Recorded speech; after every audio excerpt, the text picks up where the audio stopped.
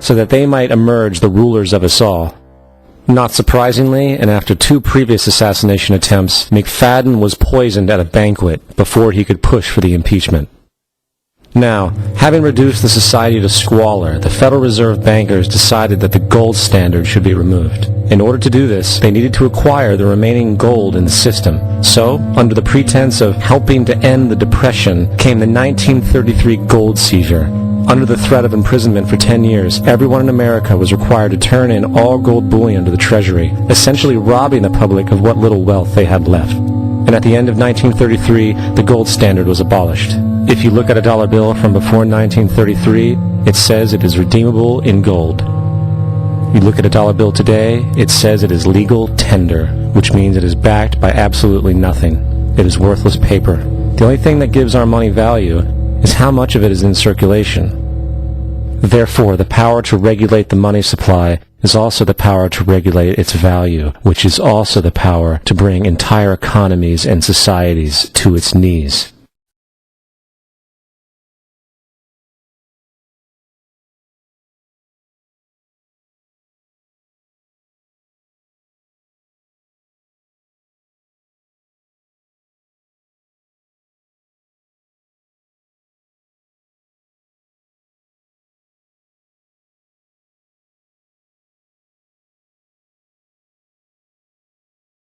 They create money out of nothing. What a scam. They have so much money, they don't care about money. All they care about is power.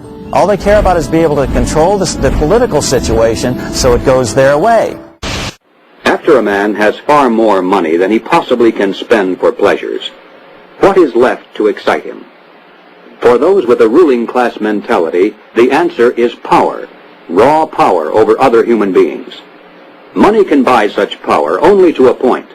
Beyond that, politics is the sport, and world politics is the ultimate game.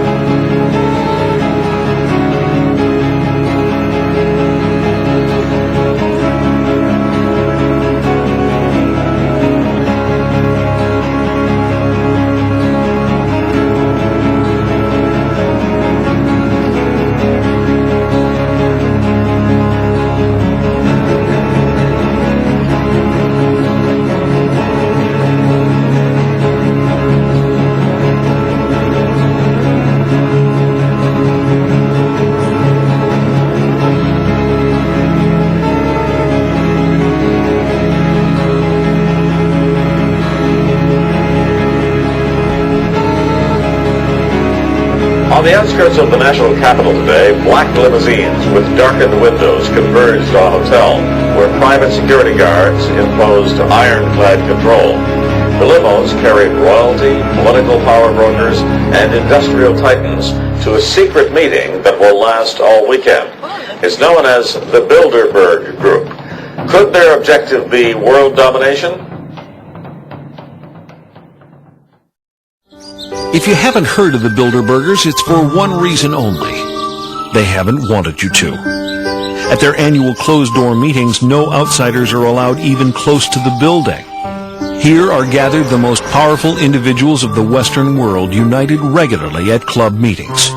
Yet nothing is reported by the New York Times, the Washington Post, or the LA Times. What really fascinates me is the complete blackout in the American press. For more than 20 years, I've gone down to the press club every day. I check the wires in their library, mingle with other paper boys, and I asked them the question many times, why, when if 120 film stars or 120 NFL football players met behind locked and guarded doors at a remote location for 3 days, you'd try very hard to penetrate and find out what those movie stars or football players are doing. Well, I have no curiosity at all when 120 of the world's most powerful financial leaders and political leaders meet for 3 days in a remote location behind armed guards in a complete blackout. Well, I have no curiosity. The people who call conspiracy theorists are not the conspiracy theorists themselves. We're talking about facts here. The Bilderberg Group does exist. The Federal Reserve does exist. The people who are members of the Bilderberg Group are also the people who do control the Federal Reserve. These are all facts. In 1954, the elite of the planet met in secret at the Bilderberg Hotel in Oosterbeek, Holland. The Bilderberg Group would later admit that their mission was the formation of the EU. Once the EU was established, under the guise of trade deals, a North American Union and Asian Union would be formed. The three interlocking superstates form the core of the global government, while the United Nations would serve as a world regulatory and enforcement body over the Third World subregions. The Bilderberg Group consists of the heads of all of the managing roundtable groups that steer individual countries. Picture the elite power structure of the world as a giant pyramid, with only the elite of the elite at the tip-top of the capstone. The group has been so secretive that until the mid-1980s, the controlled corporate media denied its existence. Into the late 1990s, coverage only consisted of rare one-line mentions.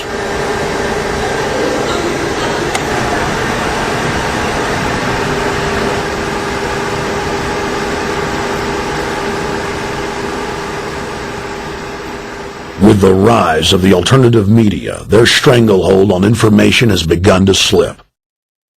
What we do hear coming out of those meetings is incredible about the plans of the New World Order to consolidate power.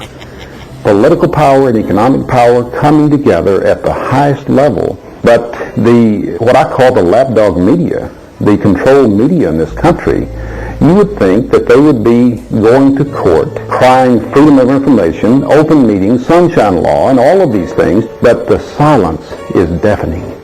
Why is it the major media would deny this? Let's look at the ownership of the major media. Let's look at the roster of, say, the Bilderberg meeting. Katharine Graham owns the Washington Post. Katharine Graham has been to the Bilderbergers. Conrad Black, one of the largest media barons in Canada and Europe, has not only been to these meetings, but he has hosted the meeting just a few years ago. Every year they meet in secret, and there is an absolute news blackout. There is never anything reported in any of those papers. David Rockefeller himself thanked the media for keeping this all hushed up.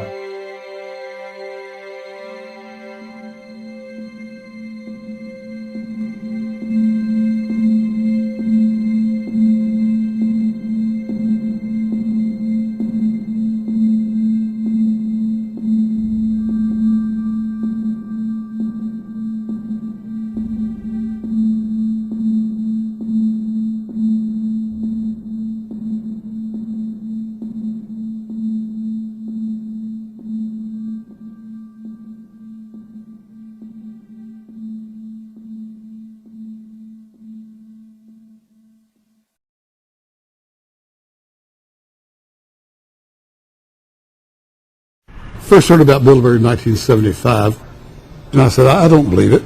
That's not possible. Who in hell's Bilderberg? I spent 20 happy years with metropolitan newspapers. All the wires are clicking at my ear. That could not happen without me knowing about it. And the thing that first impressed me most was Collins in 1957